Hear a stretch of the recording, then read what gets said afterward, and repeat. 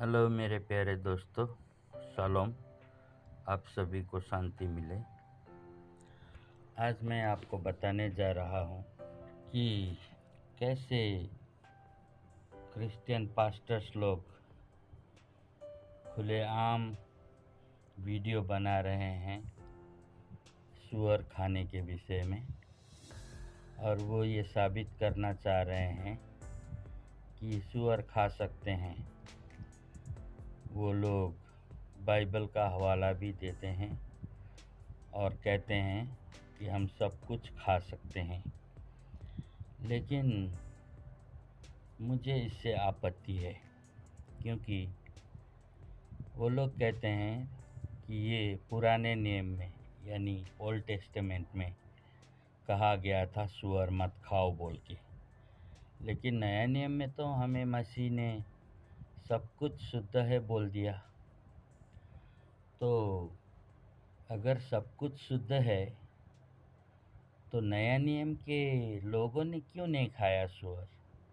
कहीं पर भी आपको मिलता है कि मसीह ने सूअर खाया हो या उनके 12 चेलों ने सूअर खाया हो? कहीं पर मिलता है तो मुझे बता दीजिए। बाइबल तो एक यहूदियों का बाइबल है ना, यहूदियों का पुस्तक है, और ये यहूदी रीति रिवाज में सूअर को, मरे हुए लाश को छूना भी मना किया है सर्वशक्तिमान पिता ने, उसको मत खाना बोल करके।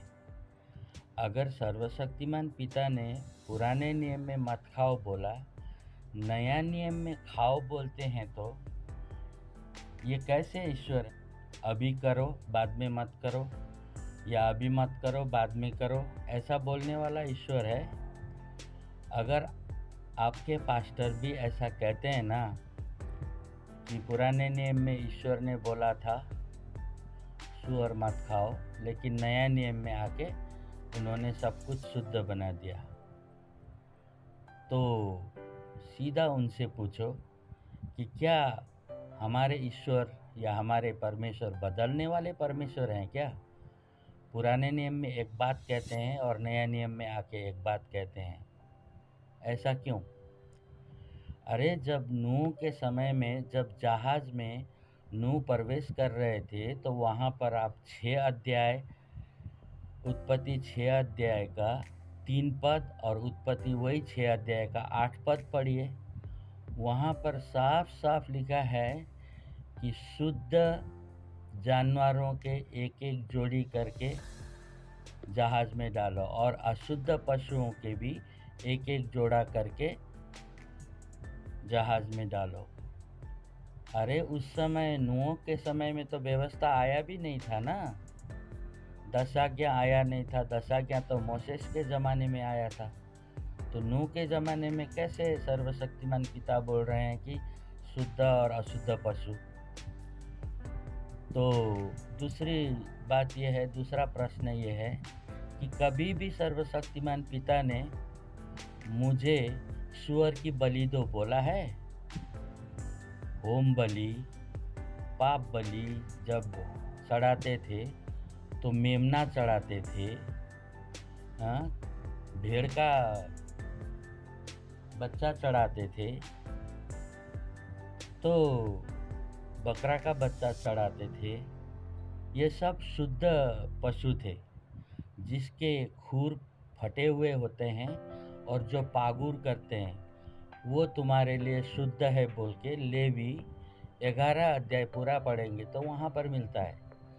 जो खूर फटे हों और पागुर नहीं करता, जैसा सूअर, लेवी 11 के 7 और 8 में लिखा है कि सूअर तुम्हारे लिए अशुद्ध है, क्योंकि उसके खुर तो फटे हुए होते हैं लेकिन पागुर नहीं करता।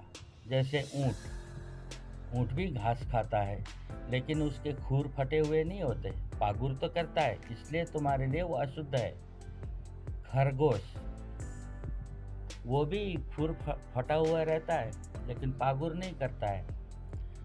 तो एक स्केल है, हाँ? एक मेजरमेंट है। तो ये खुलेआम वीडियो बना रहे हैं कि हम सुअर खा सकते हैं। अरे खाना है तो तुम खाओ भाई, क्यों विश्वासियों को गुमराह करते हो? बाइबल समझ में आती नहीं तुमको? हाँ, अब तुम बोलते हो वो ओल्ड टेस्टामेंट में लिखा है। अरे जब ओल्ड टेस्टामेंट में लिखा है तो ओल्ड टेस्टामेंट को क्यों पढ़ते हो भाई तुम? दशवांश के बारे में तो ओल्ड टेस्टामेंट से कोट कर करके बोलते हो, सारा दशवांश मेरे भवन में लाओ बोला है बोल करके विश्वासियों को परेशान कर देते हो दशवांश देने के लिए। वो ओल्ड टेस्टामेंट में नहीं है क्या? और दूसरी बात मैं बोलूं कि मसीह ने कहा है मत्ती 5 के 17 पद में कि मैं व्यवस्था और भविष्य वक्ताओं को मिटाने नहीं आया हूँ। तो व्यवस्था पुराना नियम है कि नया नियम है? जब मसीह कह रहे हैं कि मैं व्यवस्था को मिटाने नहीं आया हूँ लेकिन उसको पूरा करने आया हूँ, तो जब वो मिटाने आए नहीं हैं तो तुम क्यों मिटा रहे हो भाई? तुम पास्टर लोग, बड़े बड़े बाइबल ट्रेनिंग करने वाले लोगों को इतना भी कॉन्टेक्स्ट मालूम नहीं है कि पुराने नियम में जो बोला गया वो नया नियम में पूरा हुआ है। पुराना नियम और नया नियम बोल करके तुमने पुराने नियम का फटा हुआ कपड़ा पुराना समझ करके फेंक दिया। हाँ, जहाँ दशवांश देने का बात आता है, जहाँ तुम्हारे फायदे के लिए होता है, वहाँ पर पुराना नियम फटाक से कोट कर देते हो। उनके नाम को पसंद नहीं करते। उनका नाम याशुआ है, जीसस नहीं है, यीशु नहीं है। नाम को तुम लोग पसंद नहीं करते हो। मसीह के खान पान को तुम लोग पसंद नहीं करते हो। मसीह ने कहा फॉलो मी, मेरे पीछे आओ। मेरे पीछे आओ का मतलब क्या हुआ? हाँ, उनका रहन सहन, उनका खाना पीना, वेशभूषा, उनका कल्चर, उनका भाषा, सब कुछ हमको अडॉप्ट करना है। सिर्फ विश्वास विश्वास विश्वास करके हमको जीवन नहीं है। अगर मसीहा को दूल्हा मानते हो, उसकी दुल्हन बनना चाहते हो, तो मसीहा के कल्चर को एक्सेप्ट करना सीखो। मसीहा ने जो कुछ भी किया वही करने के लिए सीखो। दानियल नबी ने क्यों राजा का भोजन भी ठुकरा दिया? क्योंकि बेबीलोनियन लोग जो थे वो लोग सुअर का मांस, घोड़ा का मांस बहुत पसंद करते थे। तो दानियल को पता चल गया ये लोग तो अशुद्ध भोजन बांट रहे हैं, तो उन्होंने साग सब्जी खा करके अपना गुजारा किया। वो अशुद्ध भोजन खा के खुद को अशुद्ध नहीं कर सकते थे।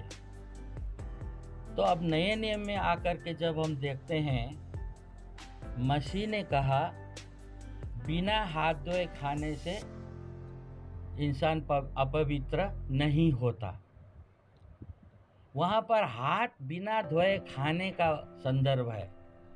प्रश्न शुरू हुआ वहाँ पर हाथ बिना धोए खाने से था कि आपके चेले जो है बिना हाथ धो के खाते हैं। तो मसीह ने कहा जो कुछ भी अंदर से बाहर निकलता है उससे इंसान अशुद्ध होता है, लेकिन बिना हाथ धोए खाने से इंसान अशुद्ध नहीं होता बोला। तो उस बात को लेकर के ये लोग कह रहे हैं कि सब कुछ खा सकते हैं, जो कुछ भी अंदर जाता है वो अशुद्ध नहीं करता इंसान को। अरे भाई, वहाँ खाने पीने की बात नहीं है, बिना हाथ धोए खाने की बात हो रही है। इतना भी समझ नहीं आता। एफिसी 4 अध्याय के 3 पद में जो कुछ भी पिता ने शुद्ध बनाया उसको प्रार्थना करके खाओ, जो कुछ भी हो धन्यवाद दे के खाओ। बोला शुद्ध भोजन को प्रार्थना करके खाओ, वो शुद्ध हो जाता है। लेकिन अशुद्ध सुअर को ला करके प्रार्थना करो नहीं बोला है। नूह को पिता ने शुद्ध अशुद्ध पशु के एक एक जोड़े जहाज में डालो क्यों बोला? वहीं पर शुद्ध अशुद्ध बताया। फिर लौ आने के बाद में लेवी 11 अध्याय में भी तुम लोग अशुद्ध भोजन नहीं खाना या अशुद्ध जानवर का मांस नहीं खाना। मसीह ने नहीं खाया तो हमको भी नहीं खाना है क्या? 12 चेलों ने कभी खाया? 12 चेलों ने सुअर या अशुद्ध चीज खाया? कहीं पर भी अशुद्ध भोजन नहीं खाया है। एफिसी का 4 अध्याय का 3 पद में जो कुछ भी पिता ने, परमेश्वर ने शुद्ध बनाया उसको प्रार्थना करके खा सकते हो। बोला अरे इतना आसान है, जो कुछ भी शुद्ध बनाया, जिस जानवर को भी उन्होंने शुद्ध बोल दिया, उसको बिना हिचकिचाहट तुम प्रार्थना करके खाओ। सर्वशक्तिमान पिता ने जो बोला, डायरेक्ट बोला। अभी 10 आज्ञा की बात करेंगे तो सबात, चौथी आज्ञा में सबात मानो बोला है, क्यों नहीं मानते हो?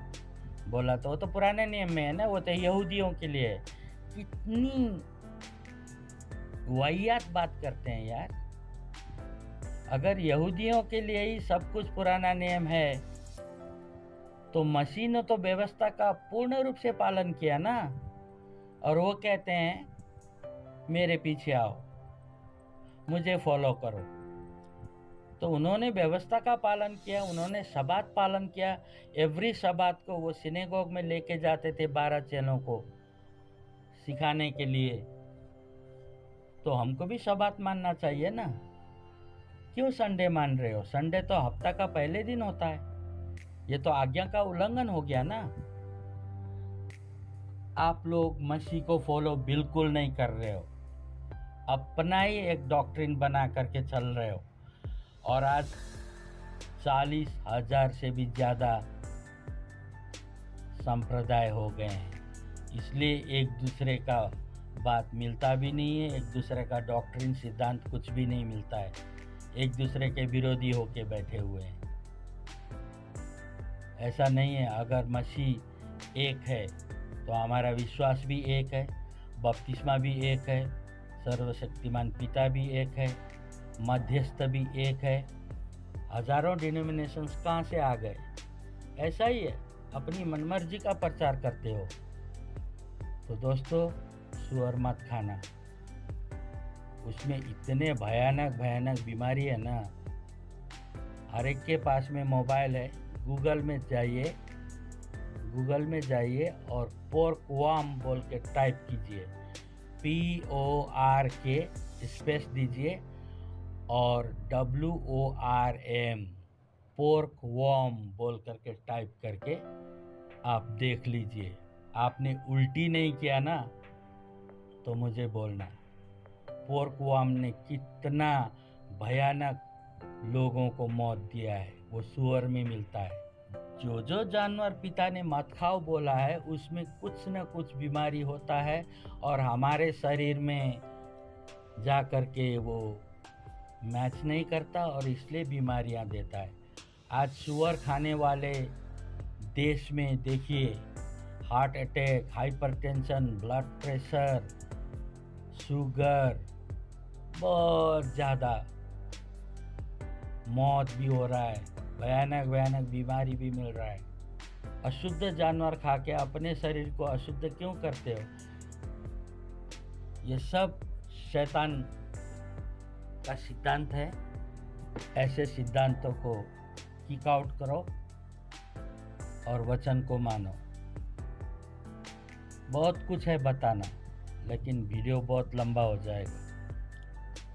तो दोस्तों, मैं एक ही बात बोलता हूँ, सुअर खाना बंद करो, केकड़ा खाना बंद करो, झींगा खाना बंद करो, रैबिट खाना बंद करो, कैटफिश खाना बंद करो। ये सब लेवी 11 अध्याय पढ़ोगे तो आपको पूरा पता चलेगा कौन सा भोजन शुद्ध है, कौन सा भोजन अशुद्ध है।